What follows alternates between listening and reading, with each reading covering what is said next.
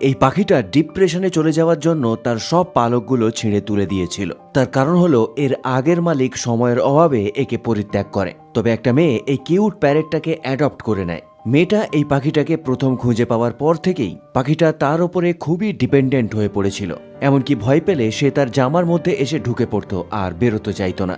মেয়েটা পাখিটাকে বাড়ি নিয়ে এসেছিল এবং তার ফেভারিট খাবার খেতে দিয়েছিল। তার জন্য একটা নতুন বাড়িও তৈরি করে দিয়েছিল। মেয়েটার সঙ্গে থাকতে থাকতে পাখিটা ধীরে ধীরে সক্রিয় হয়ে ওঠে। মেয়েটা যেখানেই যেত পাখিটা তার পেছন পেছন তাকে ফলো করত। এমনকি খিদে পেলে সে তার নিজের খাওয়ার বাড়িটা নিয়েও চলে আসতো তার কাছে। মাঝে মাঝে তো সে দরজার বাইরে দারোয়ানের মতো পাহারা দিত। ধীরে ধীরে পাখিটা তার পুরনো মনের কষ্টগুলোকে ভুলে যেতে থাকে। তাই মেয়েটার আদর যত্নের জন্য পাখিটার আবার নতুন করে পালক গজায়। আশ্চর্য রকম ভাবে মেয়েটা আগে কখনো ভাবেনি যে পাখিটা এত সুন্দর হবে। আপনি একবার ভাবুন তো, এত সুন্দর পাখিটাকে কি কেউ বাড়ি থেকে বাইরে বের করে দিতে পারে?